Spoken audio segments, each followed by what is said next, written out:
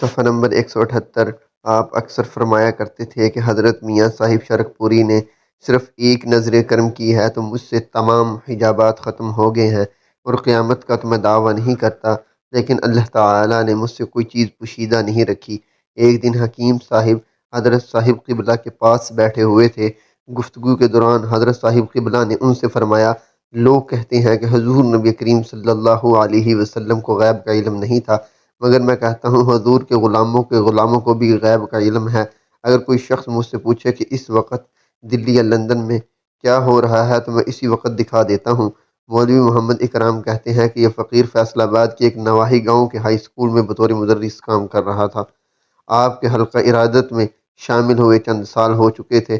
میرے دل میں یہ خیال پیدا ہوا کہ عمر یوں ہی بیکار ضائع جا رہی ہے، سب کچھ چھوڑ کر جامعہ ازہر چلنا چاہیے اور دینی علوم کی تحصیل و تکمیل کے بعد دین کی خدمت کرنی چاہیے تاکہ عاقبت درست ہو۔ یہ خیال دل کو ہر وقت بے قرار رکھتا۔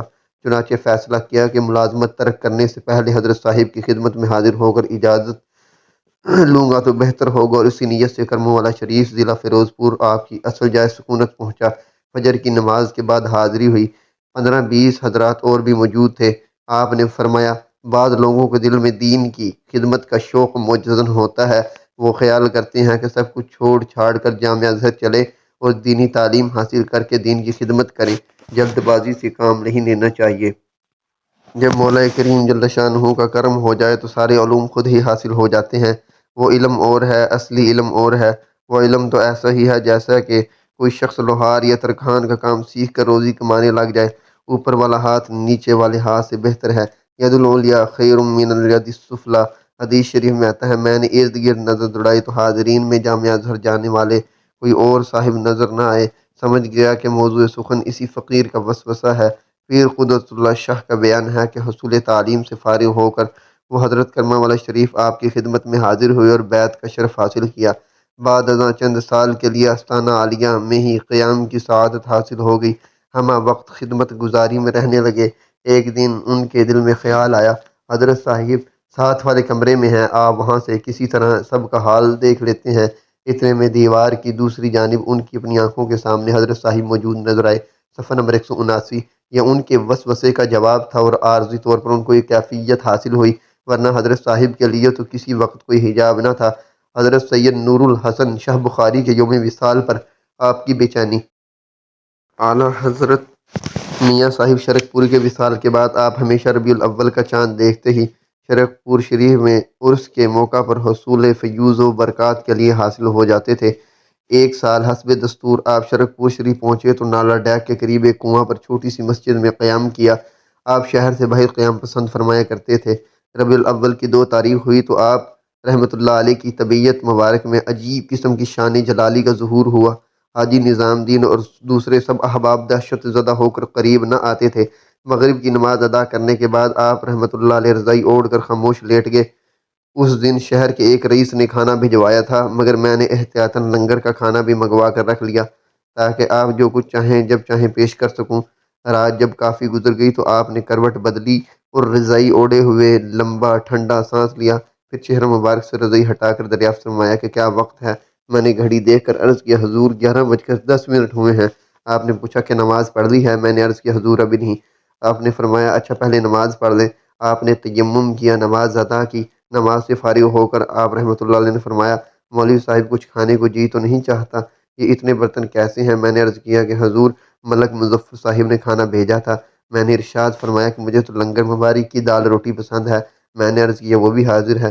چنانچہ آپ نے چند لقمے تناول فرمائے، بعد ازاں پھر لحاف اوڑھ کر محو استراحت ہو گئے۔ الصبح پھر بیدار ہوئے، نماز و معاملات کے بعد تلاوت قرآن کریم سے فارغ ہوئے۔ اس دن ربیع الاول کی 3 تاریخ تھی۔ اب آپ کی طبیعت قدر پرسکون تھی، چنانچہ آپ نے ختم شریف میں شمولیت کے لیے دربار شریف جانے کی تیاری شروع کر دی۔ حاجی نظام الدین صاحب بھی آ گئے، آپ ان کو ساتھ لے کر روانہ ہو گئے۔ صفحہ نمبر 180۔ 8 بجے کے قریب ختم شریف کی تقریبات شروع ہوئیں۔ تھوڑی دیر کے بعد اعلان ہوا کہ حضرت سید نور الحسن شاہ بخاری کا وصال ہو گیا ہے۔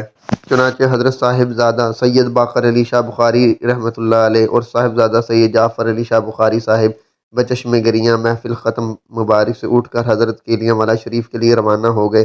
ختم شریف کے فوراً بعد حضرت صاحب بھی کار میں سوار ہو کر اپنے ہمراہیوں سمیت حضرت کیلیاں والا شریف کی طرف روانہ ہو گئے۔ غروب آفتاب سے تھوڑی دیر پہلے ہم حضرت کیلیاں والا شریف جا پہنچے۔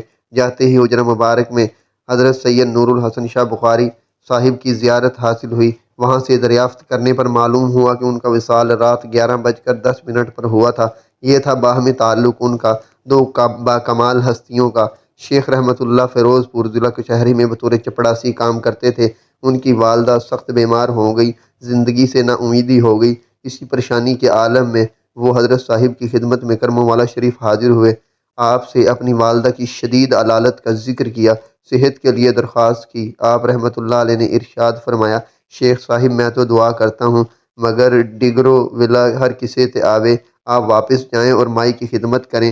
واپس روانہ ہوئے تو دور سے دیکھا کہ گاڑی فیروز شاہ اسٹیشن پر پہنچ گئی ہے، مگر جب تک وہ جا کر گاڑی میں سوار نہ ہو گئے گاڑی رک رہی۔ گھر پہنچے تو مائی کی طبیعت قدرے سنبھلی ہوئی تھی۔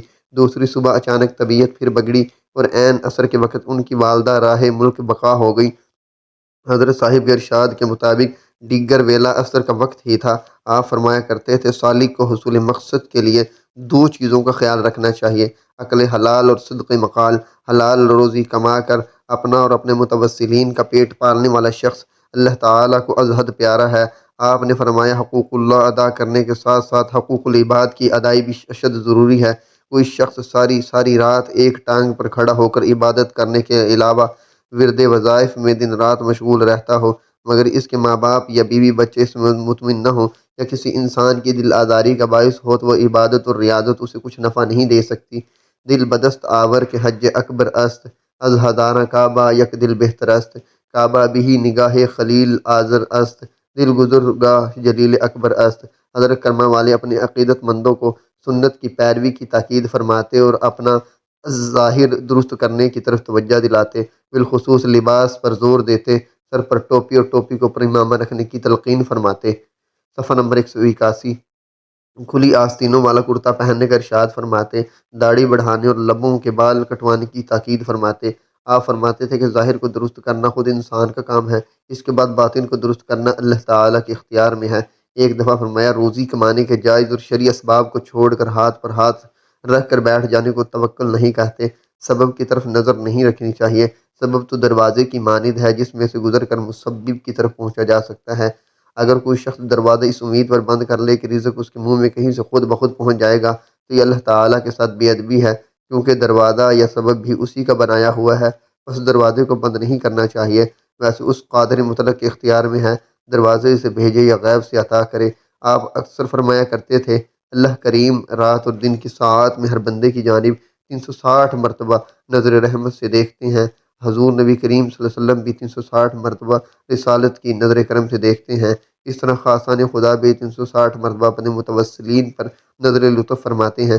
کتنی بے پناہ محبت ہے ذات باری تعالیٰ کو اپنے بندوں سے، اور کتنی عظیم شفقت ہے حضور نبی کریم صلی اللہ علیہ وسلم کی اپنی امت پر، اور کتنے مہربان ہوتے ہیں صاحبان خدا مخلوق خدا پر۔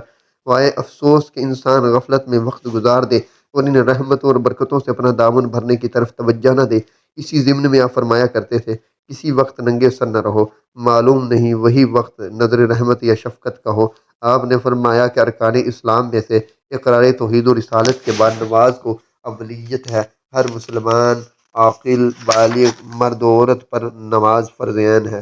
صفحہ نمبر 182۔ نماز ایک ایسی عبادت ہے کہ سالکان راہ طریقت نے اس کی پابندی سے گوہر مقصود کو پا لیا۔ مسلمان اور کافر میں نماز ہی وجہ امتیاز ہے۔ نماز کے بعد دیگر اعمال کسی شمار میں نہیں ہیں۔ پڑھے لکھے نوجوانوں کو سمجھانے کے لیے آپ رحمۃ اللہ علیہ فرمایا کرتے تھے کہ یوں سمجھ لو کہ ایک لازمی مضمون حساب میں فیل ہونے والا کوئی طالب علم دوسرے سب مضامین میں پاس بھی ہو تو اعلیٰ جماعت میں ترقی کا مستحق نہیں بلکہ فیل ہی قرار پاتا ہے۔ نماز اگر رسماً نہ پڑھی جائے اور نمازی جو رہا ہو اسے سمجھے بھی تو اس میں کیف و حضوری خود بخود پیدا ہو جاتی ہے۔ نمازی دل میں یقین کر لے کہ اللہ تعالیٰ کی ذات پاک حاضر و ناظر ہے اور اس کی ہر حرکت پر نظر رکھے ہوئے ہے تو کوئی وجہ نہیں کہ اس کی نماز بے کیف اور بے حضور ہو۔ آپ نے فرمایا، الدعاء مخ العبادہ، دعا ساری عبادت کا مغز ہے۔ گویا دعا بھی عبادت ہے، اس سے اللہ تعالیٰ کی ربوبیت کا اقرار ہوتا ہے، بندے کی بندگی کا اعتراف۔ دعا مومن کا ہتھیار ہے اور دین کا ستون ہے۔ آپ رحمۃ اللہ علیہ نے فرمایا، یہ سب حضور نبی کریم صلی اللہ علیہ وسلم کے ارشادات ہیں، میں اپنے پاس سے کچھ نہیں کہتا۔ آپ رحمۃ اللہ علیہ نے فرمایا اللہ تبارک و تعالیٰ کا ارشاد ہے، وقال ربکم ادعونی استجب لکم، مجھ سے دعا مانگو میں تمہاری دعا منظور کروں گا۔ پھر یوں بھی باری تعالیٰ کا ارشاد ہے، یا ایھا الناس انتم الفقراء الی اللہ واللہ هو الغنی الحمید، اے لوگو تم اللہ تعالیٰ کی طرف فقیر ہو اور وہ خوبی والا ہے۔ آپ نے فرمایا بتاؤ کوئی ایسا نبی ہے جس نے حضور حق میں دعا اور التجا کی؟ ابو البشر حضرت آدم نے دعا تو کی تو لغزش معاف ہوئی، حضرت یعقوب نے اپنی مصیبت اور آزمائش کے ایام میں دعائیں کی، حضرت یونس نے مچھلی کے پیٹ میں معافی اور نجات کے لیے دعا مانگی، حضرت زکریا کی دعا قبول ہوئی، حضور رسول مقبول محبوب رب العالمین نے دعا کی یا اللہ ایک عمر کو مسلمان بنا کر اسلام کو تقویت دے۔ حضور صلی اللہ علیہ وسلم نے میدان بدر میں سرب سجود ہو کر دعا کی، الہی یہ تیرہ بندے تیرے ہی نام کی عظمت کے لیے نکلے ہیں، انہیں دشمن کے مقابلے میں فتح عطا کر۔ صفحہ نمبر 183۔ آپ نے امت کے لیے بار بار دعا کی تو پھر وہ شخص بڑا ہی بدبخت ہے جو رب العالمین سے مانگنا بدعت سمجھتا ہے۔ ایک مرتبہ حکیم صاحب حضرت صاحب قبلہ کی خدمت میں پہنچے تو آپ چشتیہ شریف عرش پر تشریف لے جا رہے تھے۔ آپ نے حکیم صاحب سے فرمایا، حکیم جی وہ اس لیے چھوڑ گئے ہیں کماد اور آلوؤں کا کام کروائیں۔ ایک دن تو حکیم صاحب درویشوں کو باہر لے گئے اور تمام دن کام کیا۔ دوسرے دن نماز کے بعد درویش قرآن مجید پڑھنے لگے۔ حکیم صاحب نے ان سے کام پر چلنے کے لیے کہا تو درویشوں نے کہا تھوڑا سا قرآن مجید پڑھ لینے دے پھر جائیں گے۔ اچانک ہی حضرت صاحب قبلہ کی آواز حکیم صاحب کو سنائی دی۔ آپ کہہ رہے تھے کہ ان درویشوں سے کہو کہ قرآن پڑھنا تو مستحب ہے مگر شیخ کا حکم فرض ہے۔ وہ بات حکیم صاحب نے درویشوں سے کہی تو وہ کام پر گئے۔ ایک مرتبہ حضرت کرما والے سرکار وضو فرما رہے تھے اور بندہ مولوی محمد اکرام بھی حضرت صاحب قبلہ کے قریب وضو کر رہا تھا۔ میرے دل میں خیال آیا کہ اہل اللہ میں سے جو مجذوب ہوتے ہیں ان کی اونچی منزل ہوتی ہے یا دوسرے اہل اللہ کی۔ حضرت صاحب قبلہ میرے خیال کے جواب میں فرمانے لگے، مولوی جی اہل اللہ بھی کئی قسم کے ہوتے ہیں، بعض ایسے ہوتے ہیں جو کپڑا بھی نہیں پہنتے بے پردہ رہتے ہیں، بعض مخلوق خدا کی تربیت بھی کرتے ہیں اور خود بھی تمام عمر سنت و مستحب پابندی سے ادا کرتے ہیں۔ ان دونوں حضرات میں جو ظاہر و باطن حضور کے طریقہ پر ہیں ان کی اونچی منزل ہے، کیونکہ ان میں ہر طرح کی مطابقت حضور کے ساتھ ہے اور عام فیض ان کا ہوتا رہتا ہے، لیکن جو ظاہراً شریعت کا پابند نہیں ہوتا اس کا فیض صرف اتنا ہوتا ہے جیسے کوئی جاتے جاتے کوئی چیز دے جائے۔ مولوی کرام صاحب فرماتے ہیں کہ ایک دفعہ سرکار مجھ سے فرمانے لگے، مولوی جی ہر رکعت میں قیام بھی ایک رکوع بھی جب سجدے دو ہوتے ہیں اس کی وجہ کیا ہے؟ میں نے عرض کی حضور مجھے کیا معلوم، یہ حکمت اللہ کے رسول اور اہل اللہ جانتے ہیں، میرے جیسے نالائق کو کیا معلوم۔ فرمانے لگے پہلے سجدے میں یہ خیال کرنا چاہیے یا اللہ تو نے مجھے اس جہاں میں پیدا کیا اس لیے سجدہ کر رہا ہوں، دوسرے سجدے میں یہ خیال کرنا چاہیے کہ دوسرا جہاں بھی تیرا ہی پیدا کیا ہے اس میں بھی تو ہی سجدے کا مستحق ہے۔